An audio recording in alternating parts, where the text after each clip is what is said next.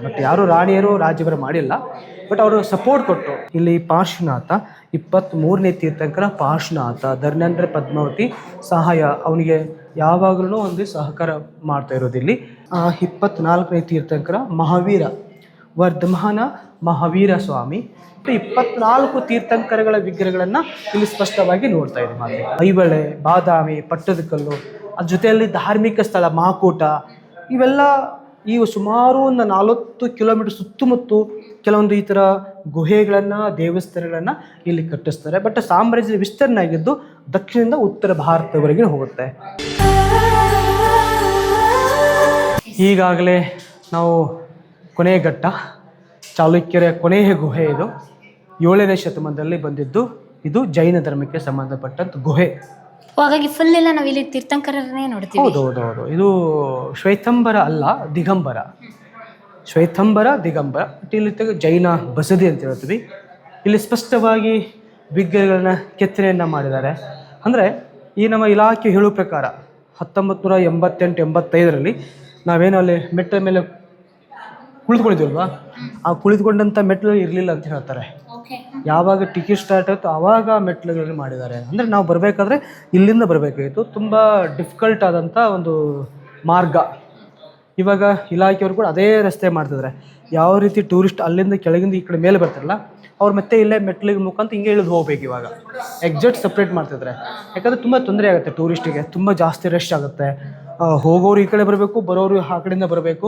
ತುಂಬ ಟಾಪಿಕ್ ಆಗಿ ತಿಳ್ಕೊಂಡು ಇವಾಗ ಆರ್ಕಿಯಾಲಜಿ ಪ್ಲಾನಿಂಗ್ ಮಾಡಿ ಹೋಗೋರಿಗೆ ಈ ಥರ ಅಷ್ಟೇ ಮಾಡ್ತಿದ್ದಾರೆ. ಬಟ್ ಸ್ವಲ್ಪ ಉತ್ಖನನ ಮಾಡಿ ಅದನ್ನು ಮಾಡಬೇಕಾಗತ್ತೆ. ಉತ್ಖನನ ಮಾಡುವ ಸಮಯದಲ್ಲಿ ಕೂಡ ಕೆಲವೊಂದು ನಾಣ್ಯಗಳು ಕೂಡ ಸಿಕ್ಕಿದೆ, ತಾಮ್ರದ ನಾಣ್ಯಗಳು ಕೂಡ. ಅದು ಇನ್ನೂ ಕಾರ್ಬನ್ ಡೇಟಿಂಗ್ ಆಗಿರ್ಬೋದು, ಯಾವ ಕಾಲ್ಗಟ್ಟುದನ್ನು ಗೊತ್ತಿಲ್ಲ. ಆಮೇಲೆ ಅಂತ ಇಲಾಖೆಯವರು ಅದೆಲ್ಲ ಕರೆಕ್ಟಾಗಿ ಕಾರ್ಬನ್ ಡೇಟ್ ಮಾಡಿ ಜನರಿಗೆ ಅಂದರೆ ನಮಗೆಲ್ಲ ತಿಳಿಸ್ತಿರ್ತಾರೆ ಇವು ಇಷ್ಟು ವರ್ಷದ.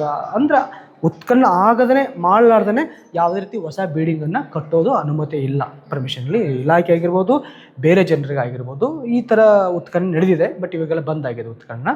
ಬಟ್ ಇಲ್ಲಿ ಈ ಒಂದು ಜೈನ ಬಸದಿಯಲ್ಲಿ ಇದು ಬಾಹುಬಲಿ ವಿಗ್ರಹ. ನಮ್ಮ ಶ್ರವಣಬೆಳಗೊಳದಲ್ಲಿ ಇತ್ತಲ್ಲ, ಶ್ರವಣಬೆಳಗೊಳ 57 ಅಡಿಯಷ್ಟು ಎತ್ತರವಾದಂಥ ಒಂದು ಬಾಹುಬಲಿ ವಿಗ್ರಹ, ಅದೇ ಥರ ಅದ್ಭುತವಾದಂಥ ವಿಗ್ರಹ ನೋಡ್ತಾ ಇದ್ದೀವಿ.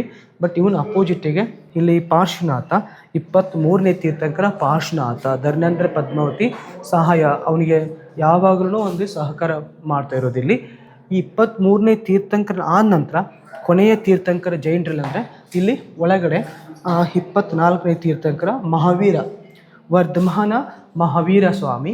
ಬಟ್ ಈ ಮಹಾವೀರ ಹುಟ್ಟಿದ್ದು ಬಿಹಾರ ರಾಜ್ಯದಲ್ಲಿ, ಬಿಹಾರ ವೈಶಾಲಿ ಟೌನ್ ಕುಂದಾನಗರದಲ್ಲಿ ಹುಟ್ಟಿರ್ತಾನೆ.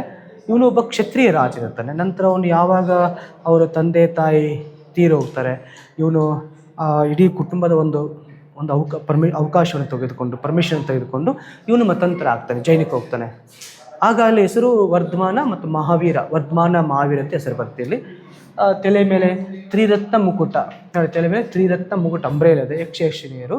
ಮತ್ತು ಇಲ್ಲಿ ನೋಡಲಿಕ್ಕೆ ಬುದ್ಧನ ಥರ ಇದೆ. ಮತ್ತು ಬುದ್ಧ ಮತ್ತು ಮಹಾವೀರ ಸೇಮ್ ಪೀರಿಯಡಲ್ಲಿ ಆಗಿರೋದು. ಆದರೆ ಮಹಾವೀರಕ್ಕಿಂತ ಬುದ್ಧ ಮುಂಚೆ, ಅಂದರೆ ನೇಪಾಳ ಲುಂಬಿನಿಯಲ್ಲಿ ಹುಟ್ಟಿರೋದು. ಅವನಿಗೆ ಜ್ಞಾನೋದಯ ಸಿಕ್ಕಿದ್ದು ಬೋಧಗಾಯದಲ್ಲಿ ಜ್ಞಾನೋದಯ ಸಿಗುತ್ತೆ. ಅಂದರೆ ಕ್ರಿಸ್ತಶಕ ಪೂರ್ವ 6ನೇ ಶತಮಾನದಲ್ಲಿ ಇವರಿಬ್ಬರು ಹುಟ್ಟಿರ್ತಾರೆ. ಬಟ್ ಹಂಗಾಗಿ ಕೇಶಾಲಂಕಾರ ಕುಳಿತಂಥ ಶೈಲಿ ಇಲ್ಲಿ ಪರ್ಫೆಕ್ಟಾಗಿ ನಮಗದು ಕಾಣುತ್ತೆ. ಬಟ್ ಇವನ ಸಂಕೇತ ಇಲ್ಲಿ ಇವನ ಸಿಂಬಲ್ ಏನಂದರೆ ಇಲ್ಲಿ ಸಿಂಹದ ಸಂಕೇತ ಇರುತ್ತೆ. ಅಲ್ಲಿ ಹಾವಿದೆ, ಅಲ್ಲಿ ಒಂದು ಪೀಪಲ್ ಟ್ರೀ ಇದೆ, ಒಂದು ಟ್ರೀ ಅಂದ್ಬಿಟ್ರೆ. ಮತ್ತು ಮೊದಲನೇ ತೀರ್ಥಂಕರ ಋಷಿಭನಾಥ, ಆದಿನಾಥ. ಈ ಜೈನರಲ್ಲಿ ಮೊಟ್ಟ ಮೊದಲ ತೀರ್ಥಂಕರ ಆದಿನಾಥ, ಋಷಿಭನಾಥನಾಗುತ್ತೆ. ಬಟ್ ಋಷಿಭನಾಥ ವಿಗ್ರಹ ಇಲ್ಲಿ.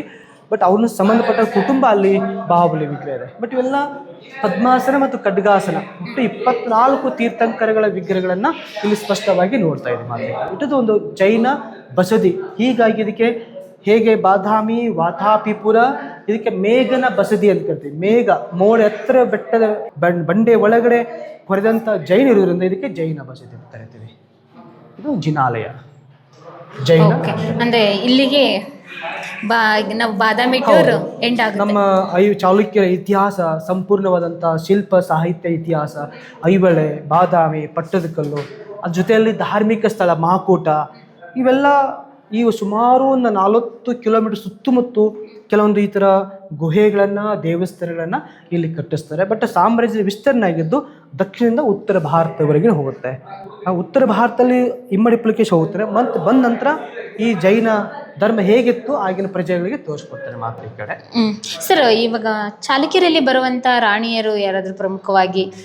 ರಾಣಿಯರಂದರೆ ಅಲ್ಲಿ ವಿನಯ ಪೋಟಿ ಅಂತ ಇರ್ತಾಳೆ, ಮತ್ತು ಲೋಕಮಾದೇವಿ, ತ್ರಿಲೋಕಮಾದೇವಿ ದೇವಸ್ಥಾನಗಳನ್ನ ಕಟ್ಟಿಸಿದ್ರಲ್ಲ, ಅವರು ತುಂಬ ಪ್ರಮುಖವಾದಂಥ ರಾಣಿಯರು ಇರ್ತಾರೆ. ಅಷ್ಟು ಪ್ರಮುಖವಾಗಿ ರಾಜರೇನೇ ಜಾಸ್ತಿ ಇಲ್ಲಿ ರಾಜ್ಯಭರವನ್ನು ಮಾಡಿದ್ದಾರೆ ಅಷ್ಟೇ. ಬಟ್ ಯಾರು ರಾಣಿಯರು ರಾಜ್ಯಭರ ಮಾಡಿಲ್ಲ. ಬಟ್ ಅವರು ಸಪೋರ್ಟ್ ಕೊಟ್ಟು ಉತ್ಸವ ಅವ್ರಿಗೇನು ಯುದ್ಧಕ್ಕೆ ಹೋಗ್ಬೇಕಾದ್ರೆ ಅವ್ರ ಬೆಂಬಲದಿಂದ ಹೋಗ್ತಿದ್ರ. ಓಕೆ, ಇಮ್ಮಡಿ ಪುಲಕೇಶಿ ಅವರು ಸಮಾಧಿ ಆಗಲಿ ಮರಣ ಸಿಕ್ಕಿಲ್ಲ, ಸಮಾಧಿಗಳು ಸಿಕ್ಕಿಲ್ಲ. ಬಟ್ ಮನೆಗಳು, ಅರಮನೆಗಳು ಮಾತ್ರ ಅಲ್ಲಿ ದೊರಕಿದೆ. ಬಟ್ ಆ ಥರ ಇದು ಸಿಕ್ಕಿಲ್ಲ.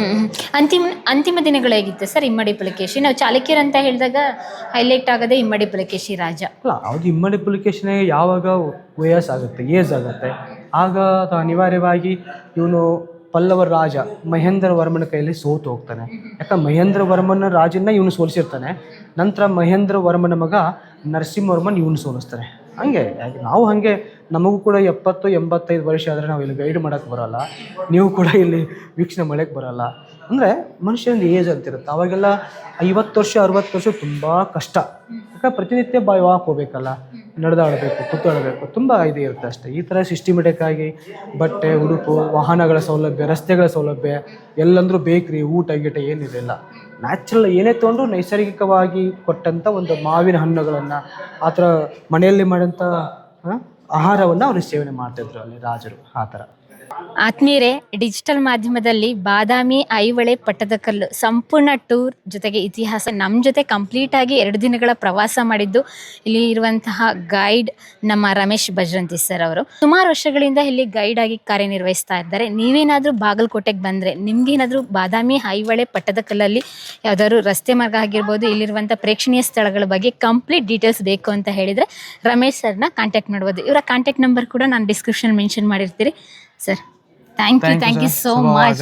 ತಮ್ಮ ಕೂಡ ಎಲ್ಲರಿಗೂ ಥ್ಯಾಂಕ್ ಯು. ಸ್ವಾಗತ. ಅಂದರೆ ನಿಮ್ಮ ಎನರ್ಜಿಗೆ ನಿಜವಾಗ್ಲೂ ಆ್ಯಡ್ಸ್ ಆಫ್ ಯು. ನಮ್ಮ ಜೊತೆ ಬಂದು 2 ದಿನಗಳ ಕಾಲ ನಾನು ಕೇಳುವಂಥ ಪ್ರಶ್ನೆಗಳಿಗೆಲ್ಲ ತಪ್ಪೇ ಉತ್ತರ ಕೊಟ್ಟರೆ, ಅದ್ರ ಜೊತೆಗೆ ನಮ್ಮ ಪ್ರೇಕ್ಷಕರ ಸಲುವಾಗಿ ಏನೆಲ್ಲ ಊಹಿಸ್ಕೋಬೋದು ಅಂತ ಹೇಳಿ ನೀವೇನೇ ಹೇಳಿದರೆ ಥ್ಯಾಂಕ್ ಯು. ಮತ್ತೊಮ್ಮೆ ಸಿಗ್ತೀನಿ ಬಾದಾಮಿಗೆ ಬಂದಾಗ. Thank you. ಪ್ರಿಯ ವೀಕ್ಷಕರೇ, ನಾವು ತೋರಿಸುತ್ತಿರುವ ಇತಿಹಾಸದ ಕಥೆಗಳು ಕನ್ನಡದ ಕಲೆ, ಸಾಹಿತ್ಯ, ಸಂಸ್ಕೃತಿ, ಜನಜೀವನ, ಇತಿಹಾಸ ಸೃಷ್ಟಿಸಿದ ಜನಸಾಮಾನ್ಯರ ಅಸಾಮಾನ್ಯ ಕಥೆಗಳು ನಿಮಗೆ ಇಷ್ಟ ಆಗಿದ್ಯಾ? ಹಾಗಿದ್ರೆ ವಿಡಿಯೋ ನೋಡಿ ಸುಮ್ಮನಾಗ್ಬೇಡಿ, ಶೇರ್ ಮಾಡಿ, ಸಪೋರ್ಟ್ ಮಾಡಿ, ನಮ್ಮೊಂದಿಗೆ ಜೊತೆಯಾಗಿ. ಇದು ನೀವೇ ಬೆಳೆಸಿದ ನಿಮ್ಮ ನೆಚ್ಚಿನ ಡಿಜಿಟಲ್ ಮಾಧ್ಯಮ. ಇನ್ಮುಂದೆ ನಿಮಗಾಗಿ ಇನ್ನಷ್ಟು ವಿನೂತನ ಶೈಲಿಯಲ್ಲಿ ಬರಲಿದೆ. ನಿಮ್ಮ ಬೆಂಬಲದೊಂದಿಗೆ ನಮ್ಮ ಪಯಣ ಮುಂದುವರಿಯುತ್ತಿದೆ. ಸಾಮಾಜಿಕ ಬದಲಾವಣೆಗೆ ಜೊತೆಯಾಗಿ ನಮ್ಮ ಮುಂದಿನ ಪೀಳಿಗೆಗೆ ಕರ್ನಾಟಕದ ಇತಿಹಾಸ ಉಳಿಸೋಣ.